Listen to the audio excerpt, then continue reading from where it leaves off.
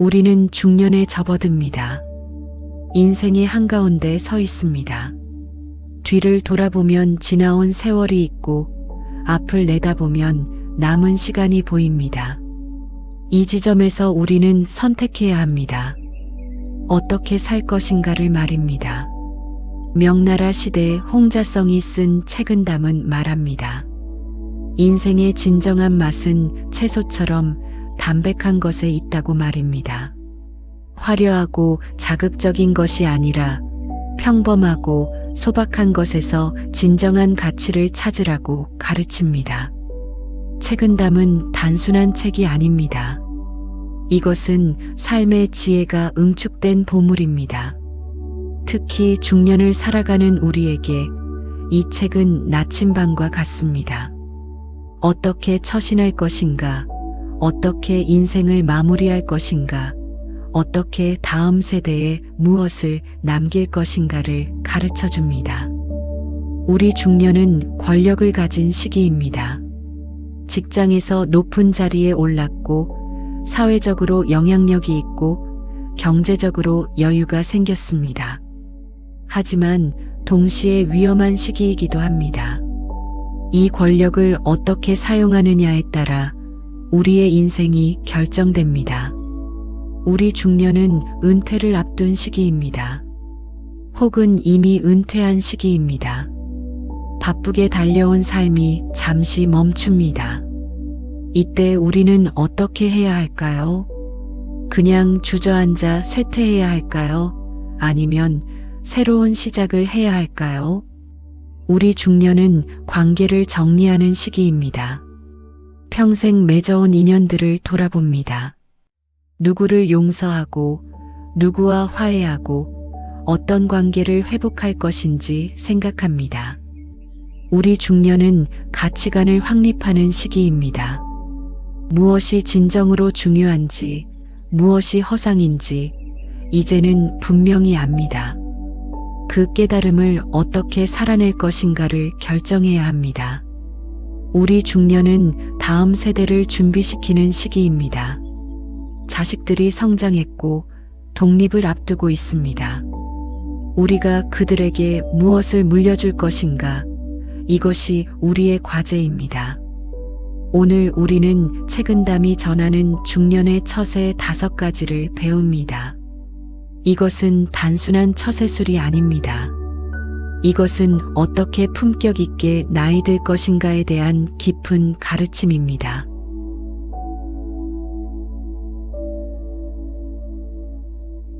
첫째, 세력이 있을 때 권력을 남용하지 않고 덕을 쌓는 것. 책은담은 이렇게 말합니다. 세력이 있을 때 덕을 쌓으면 세력이 없어진 후에도 사람들이 당신을 존중합니다.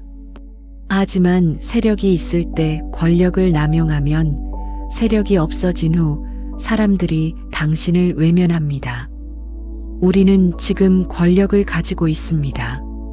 직장에서 부장이나 임원의 자리에 있고 부하 직원들이 있고 의사결정을 할 수 있는 위치에 있습니다. 사업을 하는 분들은 직원들을 거느리고 계약을 체결하고 영향력을 행사합니다. 이 권력을 어떻게 사용하고 있습니까? 우리는 정직하게 자문해야 합니다. 나는 이 권력을 올바르게 사용하고 있는가 아니면 남용하고 있는가를 말입니다. 권력을 남용한다는 것은 무엇입니까? 자신의 이익을 위해 권력을 사용하는 것입니다. 부당한 지시를 내리고 부하 직원들을 함부로 대하고 자신의 실수는 감추고 남의 실수는 크게 문제 삼는 것입니다. 회사에서 한 부장이 있었습니다.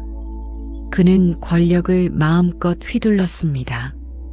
부하 직원들에게 막말을 했고 자신의 실수를 부하에게 떠넘겼고 공로는 독차지하고 책임은 나눴습니다.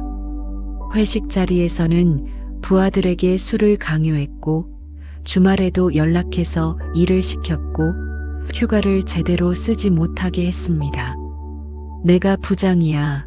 내 말을 들어야 해 하며 권위를 내세웠습니다. 부하 직원들은 겉으로는 따랐습니다. 어쩔 수 없었습니다. 생계가 달려 있었고 승진이 달려 있었습니다. 하지만 속으로는 그를 증오했습니다. 저 사람 은퇴하면 두고 보자 하며 이를 갈았습니다. 그리고 정말 그날이 왔습니다. 그 부장이 은퇴했습니다. 회사에서 퇴임식을 했습니다. 하지만 아무도 진심으로 아쉬워하지 않았습니다. 형식적으로 박수를 쳤을 뿐입니다. 은퇴 후 그는 외로웠습니다. 후배들이 연락하지 않았습니다. 식사 약속을 청해도 다들 바쁘다며 거절했습니다. 회사 행사에 초대받지도 못했습니다. 그는 완전히 잊혔습니다. 그제야 그는 깨달았습니다. 사람들이 자신을 따른 것이 아니라 자신의 직책을 따른 것이었다는 것을 말입니다. 직책이 사라지자 사람들도 사라졌습니다. 책은담은 경고합니다. 권력은 영원하지 않습니다. 언젠가 내려놓게 됩니다. 그때를 대비하십시오. 권력으로 사람을 얻은 것은 권력과 함께 사라집니다. 하지만 덕으로 사람을 얻은 것은 영원히 남습니다. 반대로 다른 부장이 있었습니다. 그는 권력을 전혀 다르게 사용했습니다. 부하 직원들을 존중했습니다. 그들의 의견을 경청했고 그들의 성장을 도왔고 그들의 실수를 감싸주었습니다. 공로가 있으면 부하에게 돌렸습니다. 이 프로젝트는 김 대리가 수고해 주셨습니다 하며 부하를 치켜 세웠습니다. 반면 문제가 생기면 자신이 책임졌습니다. 제가 관리를 잘못했습니다 하며 부하를 보호했습니다. 회식 자리에서는 억지로 술을 권하지 않았습니다. 각자 편한 대로 드세요 하며 자유롭게 했습니다. 주말에는 절대 연락하지 않았습니다. 주말은 가족과 보내세요 하며 배려했습니다. 부하 직원들은 그를 진심으로 존경했습니다. 그를 위해 최선을 다했습니다. 권력 때문이 아니라 마음에서 우러나서 따랐습니다. 그리고 그도 은퇴했습니다. 하지만 그의 은퇴는 달랐습니다. 퇴임식 날 수많은 사람이 모였습니다. 눈물을 흘리는 사람도 있었습니다. 진심으로 아쉬워했습니다. 은퇴 후에도 후배들이 찾아왔습니다. 조언을 구하고 안부를 물었습니다. 회사 중요한 행사마다 초대받았습니다. 그는 은퇴했지만 여전히 존경받았습니다. 이 두 사람의 차이는 무엇일까요? 권력을 어떻게 사용했느냐의 차이입니다. 한 사람은 권력으로 사람을 억압했고 다른 사람은 권력으로 사람을 섬겼습니다. 책은담은 가르칩니다. 권력은 섬기는 도구입니다. 억누르는 도구가 아닙니다. 권력을 가진 사람은 더 많은 책임을 져야 하고 더 많이 베풀어야 하고 더 많이 희생해야 합니다. 우리는 어떻습니까? 우리는 지금 가진 권력을 어떻게 사용하고 있습니까? 부하 직원을 어떻게 대하고 있습니까? 후배를 어떻게 대하고 있습니까? 약자를 어떻게 대하고 있습니까? 우리가 높은 자리에 있다고 해서 우리가 더 뛰어난 사람이 아닙니다. 단지 우리에게 더 많은 책임이 주어진 것뿐입니다. 그 책임을 제대로 이행하고 있는지 돌아봐야 합니다. 책은담은 또한 말합니다. 세력이 있을 때 덕을 쌓으십시오. 어려운 사람을 도우십시오. 억울한 사람을 변호하십시오. 부당한 일에 맞서십시오. 이것이 진정한 권력의 사용입니다. 우리가 높은 자리에 있을 때 우리는 할 수 있는 일이 많습니다. 불의를 바로잡을 수 있고 약자를 보호할 수 있고 좋은 선례를 만들 수 있습니다. 어느 회사 임원이 있었습니다. 그는 자신의 권한을 사용해서 회사에 공정한 인사제도를 도입했습니다. 학벌이나 배경이 아니라 능력과 성과로 평가하는 시스템을 만들었습니다. 처음에는 반발이 있었습니다. 기득권을 가진 사람들이 반대했습니다. 하지만 그는 밀고 나갔습니다. 옳은 일이기 때문입니다. 그 결과 실력 있지만 배경이 없던 직원들이 인정받기 시작했습니다. 회사 분위기가 바뀌었습니다. 능력으로 승부하는 문화가 자리 잡았습니다. 그가 은퇴한 후에도 그 제도는 남았습니다. 수많은 후배들이 그 제도 덕분에 공정한 기회를 얻었습니다. 그들은 그 임원을 기억합니다. 자신들에게 기회를 준 사람으로 기억합니다. 이것이 덕을 쌓는 것입니다. 자신의 권력을 사사로이 쓰지 않고 공공의 선을 위해 사용하는 것입니다. 그 덕은 영원히 남습니다. 책은담은 이렇게 요약합니다. 세력이 있을 때는 겸손하십시오. 교만하면 반드시 넘어집니다. 세력이 있을 때는 너그럽게 베푸십시오. 인색하면 사람들이 떠납니다. 세력이 있을 때는 정의롭게 행동하십시오. 불의하면 역사가 심판합니다. 우리는 지금 선택의 기로에 서 있습니다. 우리의 권력을 어떻게 사용할 것인가를 말입니다. 자신의 이익을 위해 쓸 것인가, 타인의 유익을 위해 쓸 것인가를 말입니다. 이 선택이 우리의 미래를 결정합니다. 우리가 은퇴한 후에도 존경받을 것인가, 잊힐 것인가를 결정합니다. 오늘부터 실천합시다. 우리가 가진 권력을, 우리가 가진 영향력을 올바르게 사용합시다. 부하를 존중하고 약자를 보호하고 정의를 세웁시다. 회의에서 부하 직원의 의견을 경청합시다. 좋은 의견입니다 하며 인정합시다. 공로가 있으면 그들에게 돌립시다. 이것은 당신의 공입니다 하며 지켜 세웁시다. 부하가 실수했을 때 감싸줍시다. 괜찮습니다.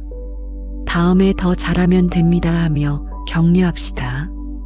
우리 자신의 실수는 인정합시다. 제가 잘못 판단했습니다 하며 책임집시다. 약자가 부당한 대우를 받으면 나섭시다. 이것은 옳지 않습니다 하며 바로잡읍시다. 불의한 일이 벌어지면 침묵하지 맙시다. 이것은 정의롭지 않습니다 하며 목소리를 냅시다. 이렇게 할 때 우리는 진정한 리더가 됩니다. 직책으로 존경받는 것이 아니라 인품으로 존경받는 리더가 됩니다. 그리고 그런 리더는 은퇴한 후에도 영원히 기억됩니다.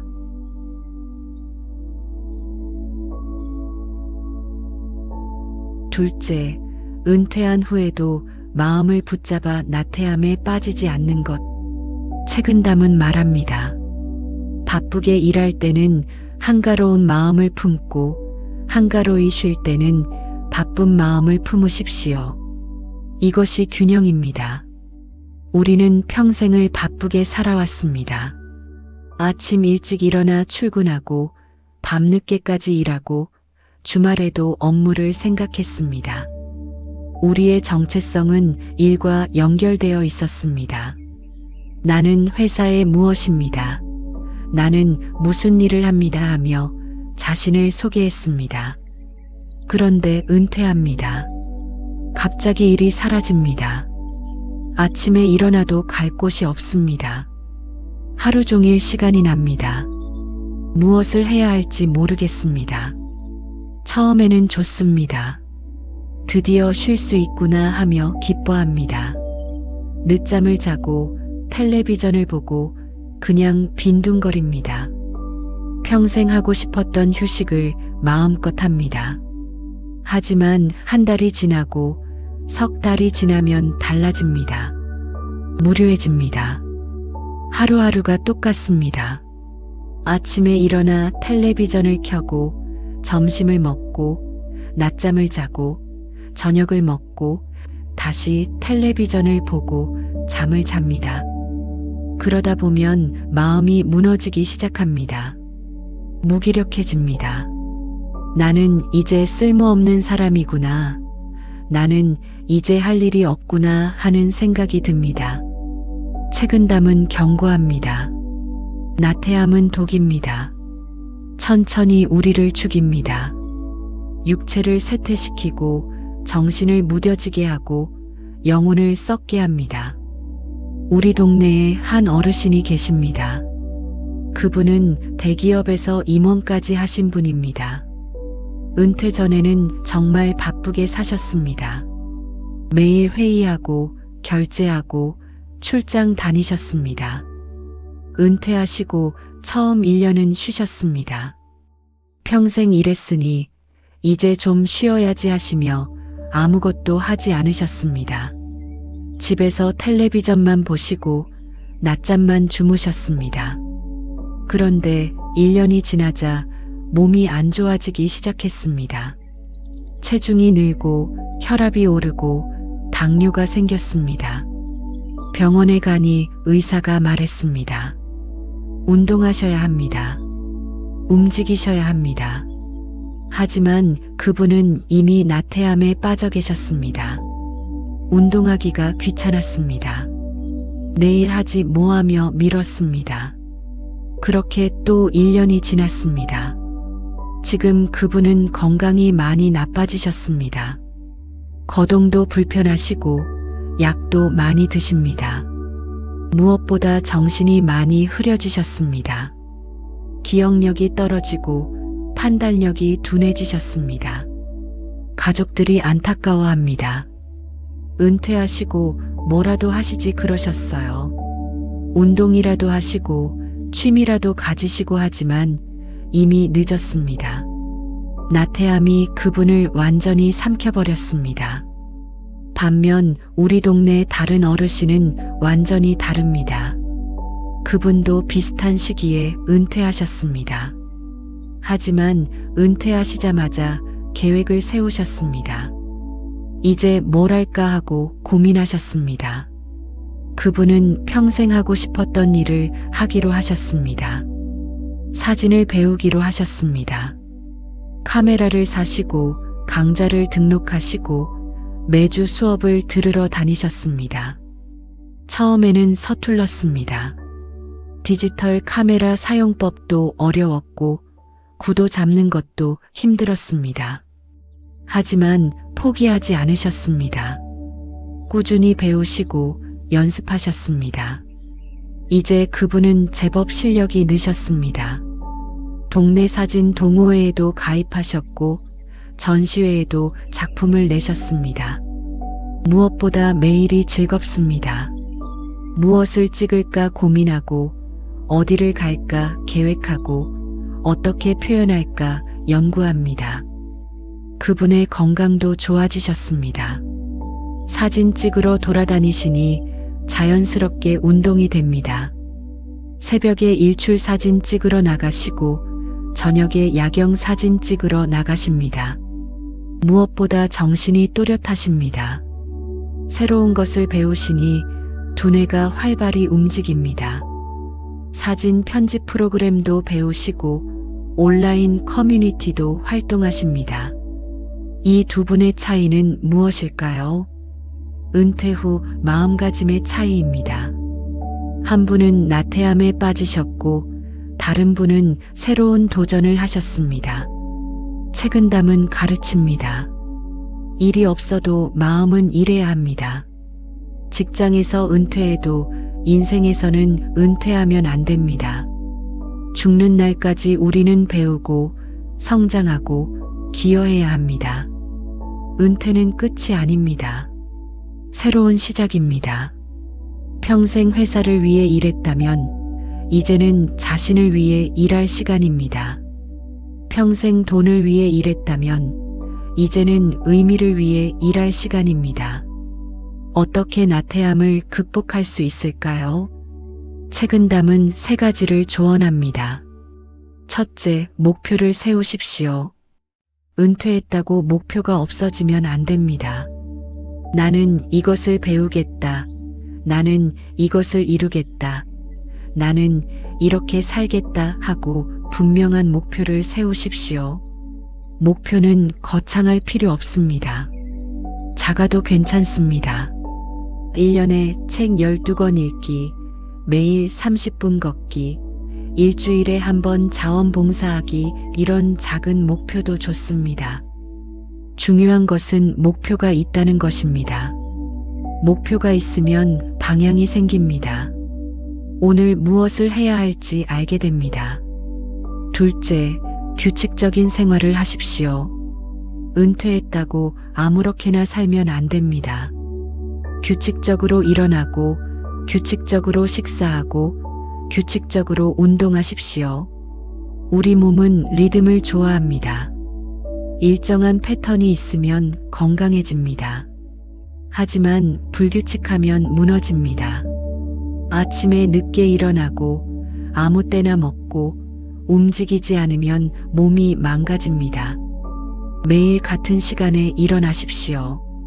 아침을 챙겨 드십시오. 정해진 시간에 운동하십시오. 정해진 시간에 주무십시오. 이 규칙성이 우리를 건강하게 만듭니다. 셋째, 사회와 연결되십시오. 은퇴했다고 세상과 단절되면 안 됩니다. 사람들을 만나고 활동하고 기여하십시오. 동호회에 가입하십시오. 복지관 프로그램에 참여하십시오. 자원봉사를 하십시오. 평생교육원에서 공부하십시오. 무엇이든 좋습니다. 중요한 것은 집 밖으로 나가는 것입니다. 사람들과 만나면 자극을 받습니다. 새로운 것을 배우게 됩니다. 살아있다는 느낌을 받습니다. 이것이 나태함을 막는 가장 좋은 방법입니다. 책은담은 이렇게 요약합니다. 한가로이 쉬되 게으르지는 마십시오. 바쁘게 일하되 쫓기지는 마십시오. 균형을 유지하십시오. 이것이 지혜입니다. 우리는 은퇴했거나 곧 은퇴할 것입니다. 이것은 인생의 중요한 전환점입니다. 이 전환점을 어떻게 맞이하느냐에 따라 우리의 노년이 결정됩니다. 나태함에 빠지면 빠르게 쇠퇴합니다. 하지만 마음을 붙잡고 활발히 지내면 여전히 성장할 수 있습니다. 나이는 숫자일 뿐입니다. 마음먹기에 따라 우리는 여전히 젊을 수 있습니다. 오늘부터 실천합시다. 목표를 세웁시다. 무엇이든 좋습니다. 배우고 싶은 것, 하고 싶은 것, 이루고 싶은 것을 정합시다. 그리고 하나씩 실행합시다. 규칙적으로 삽시다. 매일 같은 시간에 일어나고, 운동하고, 공부하고 쉽시다. 이 규칙성이 우리를 건강하게 만들 것입니다. 사회와 연결됩시다. 사람들을 만나고 활동하고 기여합시다. 우리는 아직 사회에 줄 것이 많습니다. 우리의 경험, 우리의 지혜, 우리의 시간을 나눕시다. 이렇게 할 때 우리는 품격 있게 나이 듭니다. 나태함이 아니라 활력으로, 쇠퇴가 아니라 성장으로 노년을 채웁니다.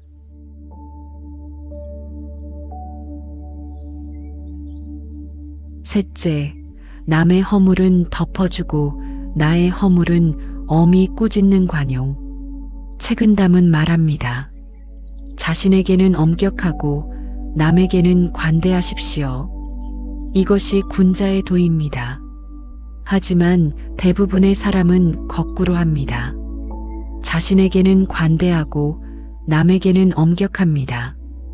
우리는 남의 허물을 잘 봅니다. 작은 실수도 크게 보이고 사소한 잘못도 용납하기 어렵습니다. 저 사람이 왜 저러지? 어떻게 저럴 수가 있지? 하며 비판합니다. 하지만 우리 자신의 허물은 잘 못 봅니다.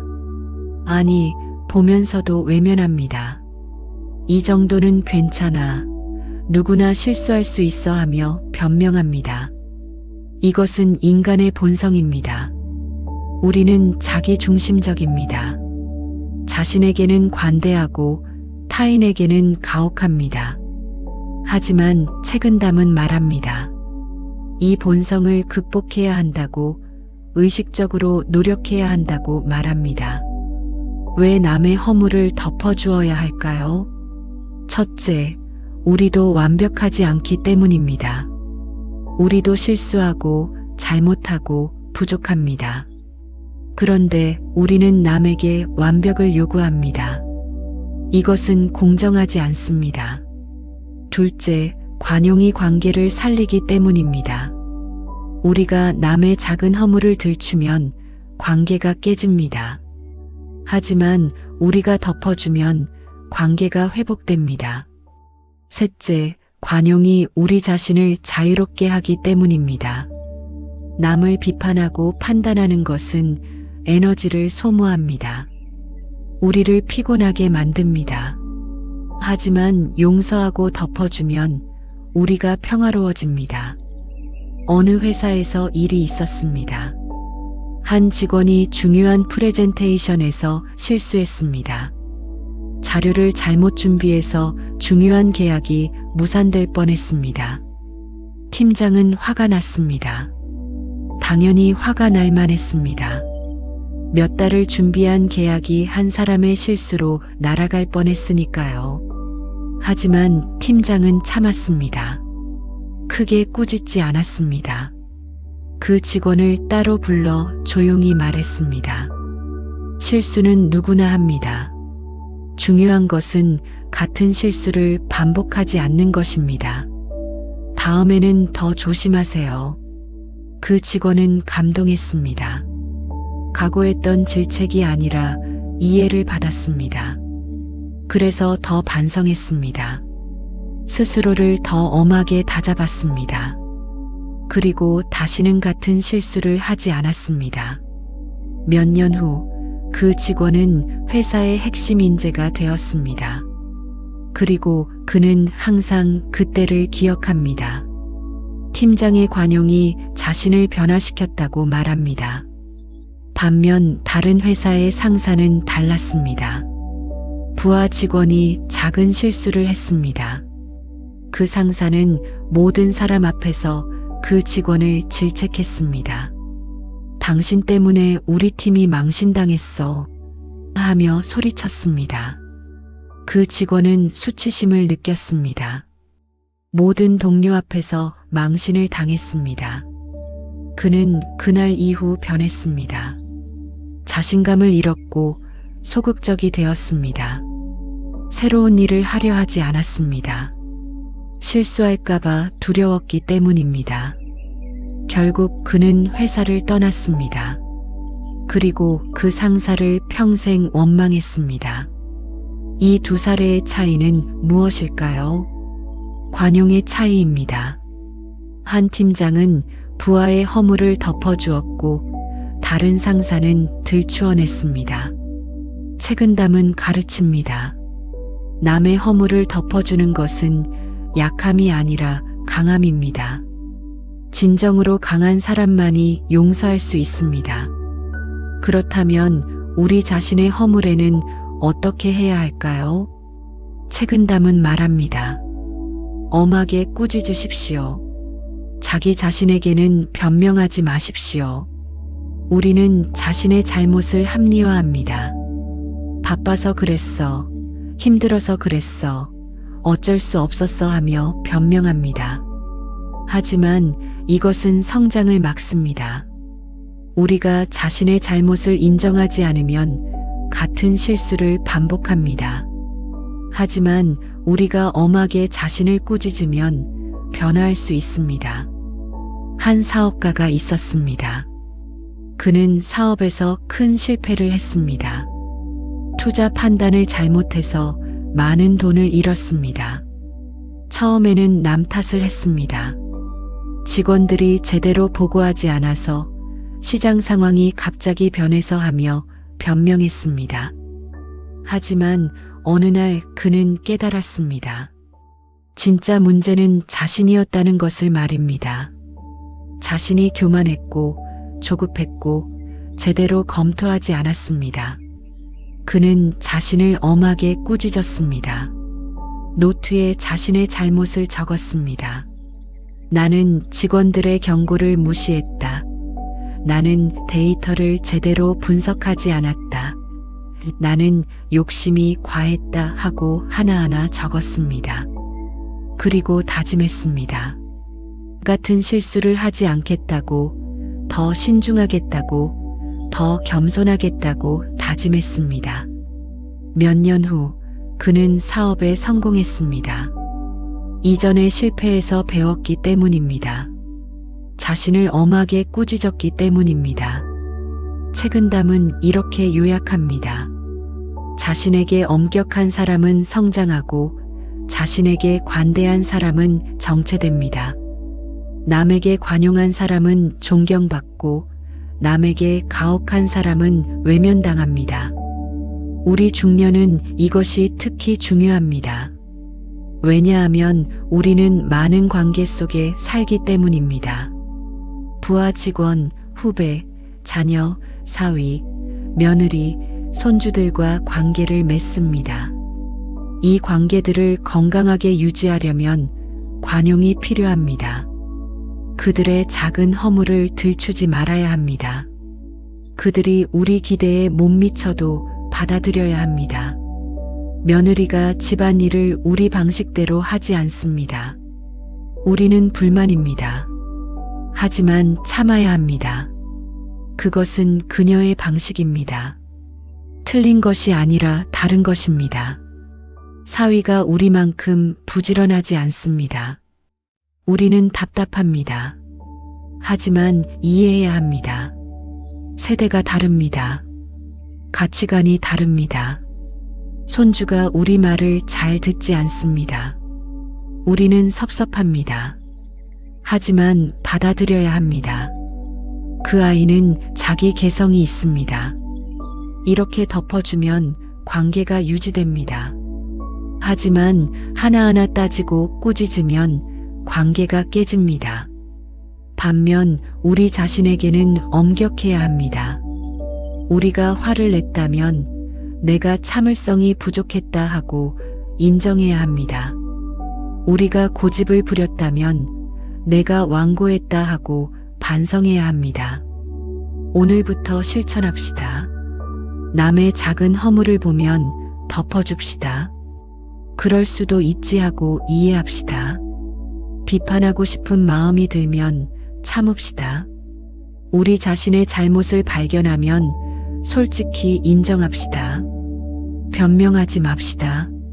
내가 잘못했다 하고 인정하고 다시는 하지 않겠다 하고 다짐합시다. 이렇게 할 때 우리는 진정한 어른이 됩니다. 관용 있는 어른, 겸손한 어른, 성장하는 어른이 됩니다.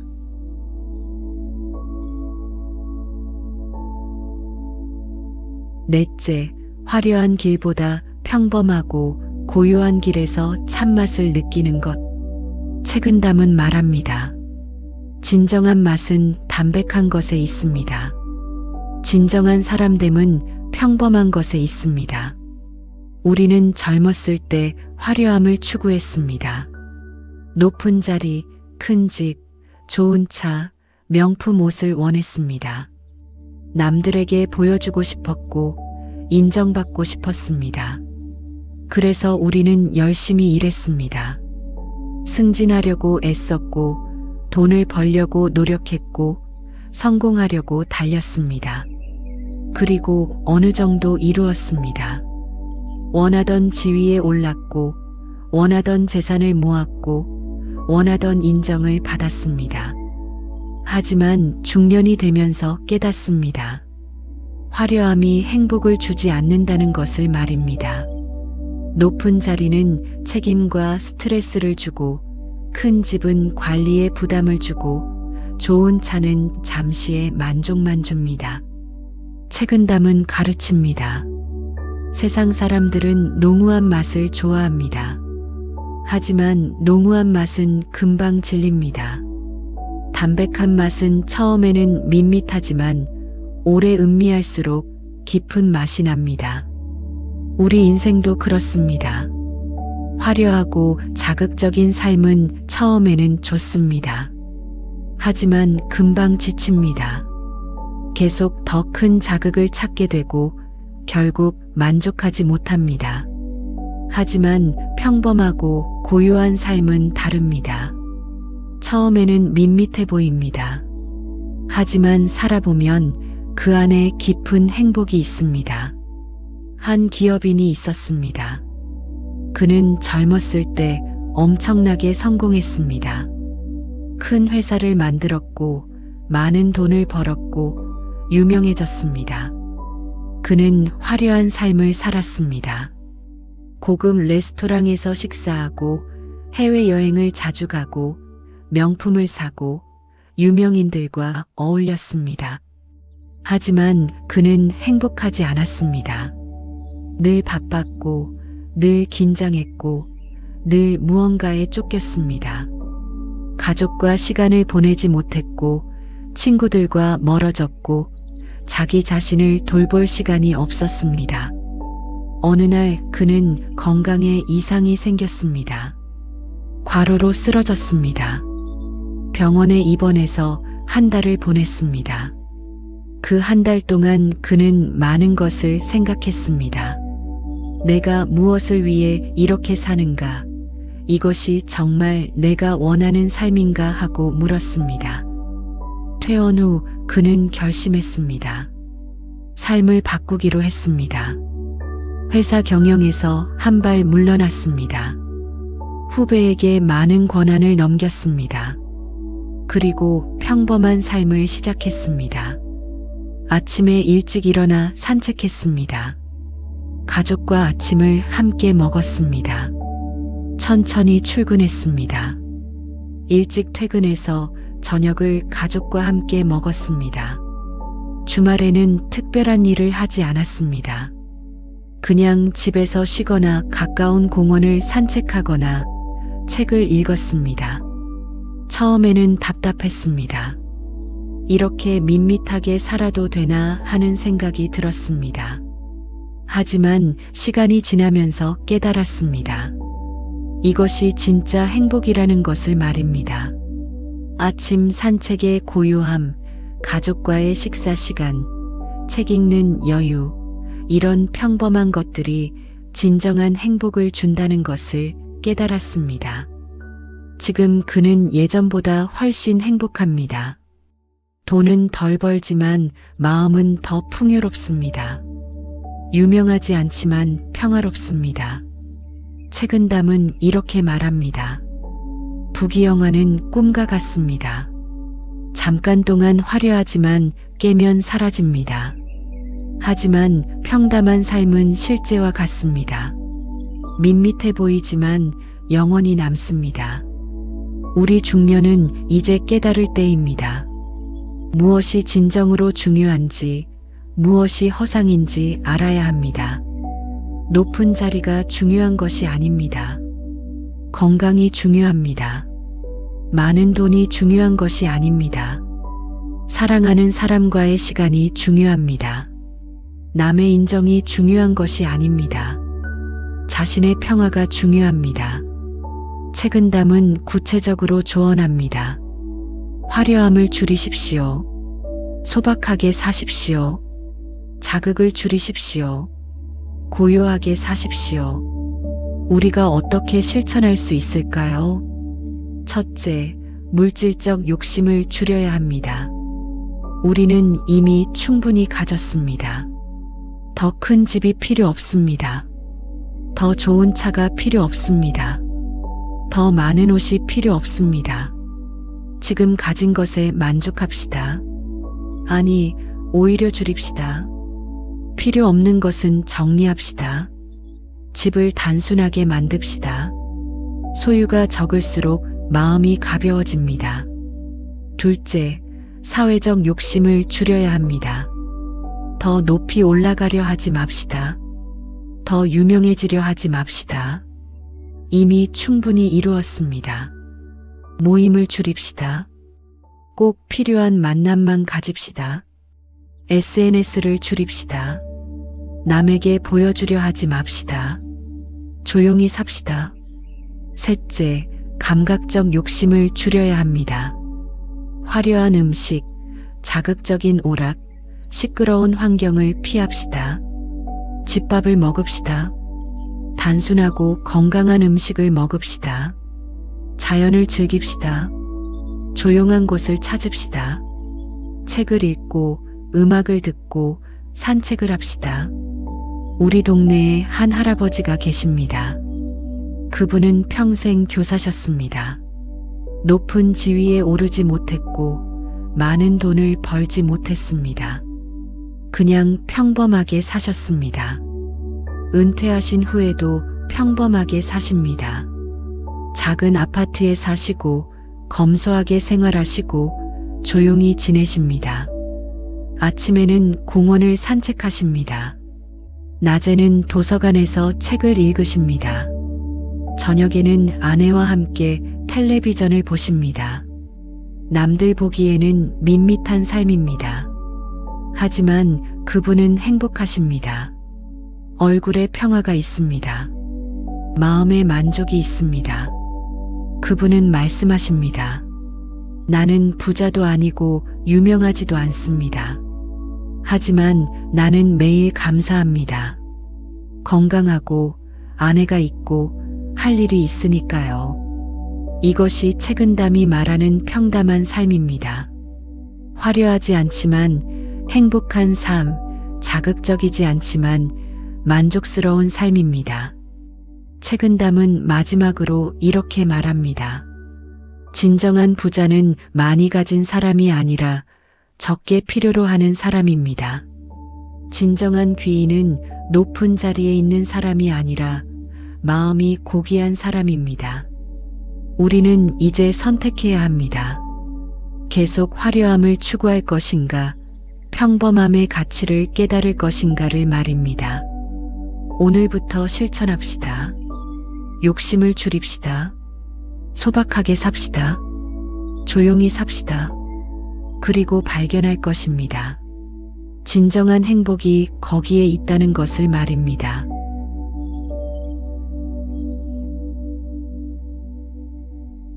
다섯째, 자식에게 재산을 주기보다 올바른 가치관을 심어주는 것. 책은담은 단호하게 말합니다. 자식에게 금은보화를 쌓아주는 것은 해를 끼치는 것입니다. 하지만 자식에게 올바른 가르침을 주는 것은 영원한 재산을 주는 것입니다. 우리 세대는 가난을 경험했습니다. 배고픈 시절을 겪었습니다. 그래서 우리는 다짐했습니다. 내 자식만큼은 굶기지 않겠다. 내 자식에게는 좋은 것을 물려주겠다 하고 다짐했습니다. 그래서 우리는 열심히 일했습니다. 돈을 벌어 저축했습니다. 집을 샀고 재산을 모았습니다. 모두 자식을 위해서였습니다. 하지만 책은담은 경고합니다. 재산을 물려주는 것이 자식을 망치는 지름길입니다. 왜 그럴까요? 재산을 쉽게 얻은 자식은 노력하지 않습니다. 힘들게 일할 필요가 없으니까요. 부모가 물려준 재산으로 살면 되니까요. 재산을 쉽게 얻은 자식은 가치를 모릅니다. 돈을 쉽게 쓰고 낭비하고 함부로 대합니다. 그 돈이 부모의 피땀이라는 것을 모릅니다. 재산을 쉽게 얻은 자식은 무능해집니다. 스스로 해결하는 법을 배우지 못합니다. 항상 부모에게 의지하고 부모의 도움을 기다립니다. 한 부자가 있었습니다. 그는 큰 사업을 해서 많은 재산을 모았습니다. 그리고 그 재산을 아들에게 물려주고 싶었습니다. 내가 고생해서 번 돈이니 아들은 편하게 살았으면 좋겠다 하고 생각했습니다. 그래서 아들에게 무엇이든 사주었습니다.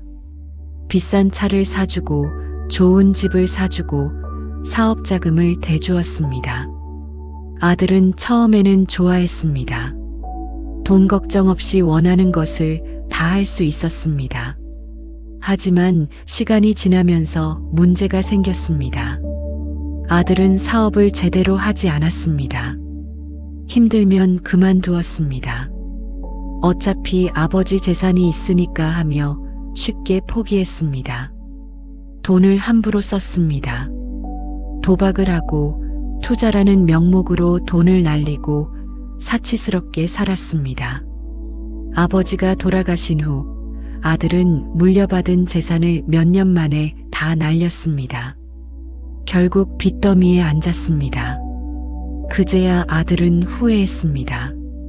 아버지가 돈 대신 가르침을 주셨다면 내가 이렇게 되지 않았을 텐데 하고 후회했습니다. 하지만 이미 늦었습니다. 반면 다른 부자가 있었습니다. 그도 많은 재산을 모았습니다. 하지만 그는 자식에게 재산을 쉽게 주지 않았습니다. 대신 그는 자식에게 가르침을 주었습니다. 어렸을 때부터 일하는 법을 가르쳤습니다. 돈은 노력해서 벌어야 한다. 쉽게 얻은 것은 쉽게 잃는다 하고 가르쳤습니다. 용돈도 적게 주었습니다. 필요한 것만 사라, 낭비하지 마라 하고 가르쳤습니다. 대학 등록금도 학자금 대출을 받게 했습니다. 내가 졸업하고 벌어서 갚아라 하고 말했습니다. 아들은 처음에 원망했습니다. 왜 우리 아버지는 다른 애들 아버지처럼 안 해주지 하며 불평했습니다. 하지만 사회에 나와서 깨달았습니다. 아버지의 가르침이 옳았다는 것을 말입니다. 스스로 일하는 법을 아니까 취직이 어렵지 않았습니다. 돈의 가치를 아니까 저축하고 투자할 수 있었습니다. 아버지가 돌아가신 후 재산을 물려받았습니다. 하지만 그는 그 재산을 잘 관리했습니다. 오히려 더 불렸습니다. 그리고 자신의 자식에게도 같은 방식으로 가르쳤습니다. 책은담은 말합니다. 자식에게 물고기를 주지 말고 물고기 잡는 법을 가르치십시오. 자식에게 돈을 주지 말고 돈 버는 법을 가르치십시오. 우리가 자식에게 주어야 할 것은 무엇입니까? 첫째, 근면함을 가르쳐야 합니다. 일하는 것이 당연하다는 것을, 노력해야 얻을 수 있다는 것을 가르쳐야 합니다. 어렸을 때부터 집안일을 시키십시오. 이것은 내 일이다 하고 책임을 주십시오. 용돈을 공짜로 주지 마십시오. 일을 하면 주십시오. 둘째, 절약을 가르쳐야 합니다. 돈의 가치를, 절제의 중요성을 가르쳐야 합니다. 무조건 사주지 마십시오. 정말 필요한가? 이것 없이도 살 수 있지 않나? 하고 질문하십시오. 저축하는 습관을 가르치십시오. 셋째, 책임감을 가르쳐야 합니다. 자신의 선택에 책임지는 법을, 실수의 대가를 감수하는 법을 가르쳐야 합니다. 자식이 실수하면 대신 해결해 주지 마십시오. 내가 한 일이니 내가 책임져라 하고 말하십시오. 실패를 경험하게 하십시오. 그 속에서 배우게 하십시오. 넷째, 감사를 가르쳐야 합니다. 가진 것에 만족하는 법을, 작은 것에 감사하는 법을 가르쳐야 합니다. 우리는 이만큼 가져서 감사하다, 다른 사람들은 더 어렵게 산다 하고 가르치십시오. 봉사활동을 같이 하십시오. 어려운 사람들을 도우며 감사를 배우게 하십시오. 다섯째, 정직을 가르쳐야 합니다. 올바르게 사는 것이 성공하는 것보다 중요하다는 것을 가르쳐야 합니다. 거짓말하지 마라, 속이지 마라, 정직하게 살아라 하고 가르치십시오. 무엇보다 부모가 본을 보이십시오. 자식은 말이 아니라 행동을 배웁니다. 책은담은 이렇게 요약합니다. 재산은 몇 대를 가지 못합니다. 부자 집안도 3대를 못 갑니다. 하지만 올바른 가르침은 영원히 이어집니다. 그것이 진정한 유산입니다. 우리는 지금 무엇을 자식에게 주고 있습니까? 돈입니까? 가르침입니까? 편안함입니까? 도전입니까? 물고기입니까? 낚시법입니까? 자식을 사랑한다면, 진정으로 사랑한다면 쉬운 길을 주지 마십시오. 올바른 길을 가르치십시오. 자식이 힘들어할 수도 있습니다. 원망할 수도 있습니다. 하지만 나중에 감사할 것입니다. 그들이 어른이 되었을 때, 부모가 되었을 때 진정으로 감사할 것입니다. 오늘부터 실천합시다. 자식에게 무조건 주기를 멈춥시다. 대신 가르칩시다. 일하는 법을, 절약하는 법을, 책임지는 법을, 감사하는 법을, 정직하게 사는 법을 가르칩시다. 이것이 진정한 사랑입니다. 이것이 진정한 유산입니다.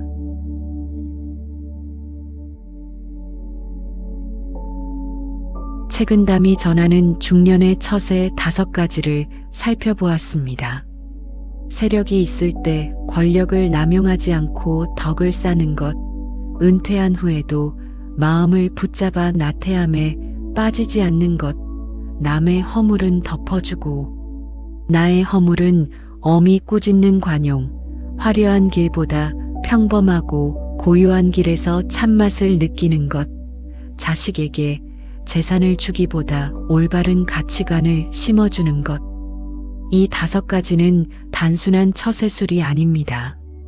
이것은 어떻게 품격 있게 중년을 살 것인가, 어떻게 의미 있게 인생을 마무리할 것인가에 대한 깊은 지혜입니다. 책은담은 400년 전에 쓰였지만 오늘날 우리에게도 여전히 유효합니다. 아니, 오히려 지금 우리에게 더 절실히 필요합니다. 우리 중년은 인생의 정점에 서 있습니다. 권력도 있고 재산도 있고 경험도 있습니다. 하지만 동시에 내리막길을 바라보고 있습니다. 은퇴가 다가오고 노년이 보이고 인생의 마무리를 생각하게 됩니다. 이 시점에서 우리가 어떻게 사느냐가 중요합니다. 권력을 남용하며 원망 속에 마칠 것인가, 덕을 쌓아 존경 속에 마칠 것인가, 나태함에 빠져 쇠퇴할 것인가, 활력 있게 성장할 것인가, 비판과 판단으로 관계를 깰 것인가, 관용으로 관계를 회복할 것인가, 화려함을 추구하며 허무함을 느낄 것인가, 평담함 속에서 진정한 행복을 찾을 것인가, 자식에게 재산만 물려주며 그들을 망칠 것인가, 올바른 가치관을 심어주며 그들을 세울 것인가. 이 모든 선택이 지금 우리 앞에 있습니다. 그리고 우리의 선택이 우리의 미래를, 우리 가족의 미래를, 우리 사회의 미래를 만들어갑니다. 책은담은 마지막으로 이렇게 말합니다. 인생의 참맛은 채소와 같이 담백합니다. 화려하지 않지만 건강하고, 자극적이지 않지만 깊고, 비싸지 않지만 귀합니다. 우리의 중년도 그래야 합니다. 화려하지 않아도 괜찮습니다. 자극적이지 않아도 괜찮습니다. 중요한 것은 올바르게 사는 것, 품격 있게 사는 것, 의미 있게 사는 것입니다. 오늘부터 우리는 책은담의 가르침을 실천합시다. 권력을 덕으로 사용하고 은퇴 후에도 활력 있게 살고 관용을 베풀고 평담함을 즐기고 자식에게 올바른 가치를 심어줍시다. 이렇게 할 때 우리는 진정한 어른이 됩니다. 나이만 많은 늙은이가 아니라 지혜롭고 품격 있는 어른이 됩니다. 그리고 그런 어른으로 살아간 인생은 마지막 순간에 후회 없이 고개를 끄덕일 수 있는 인생이 됩니다.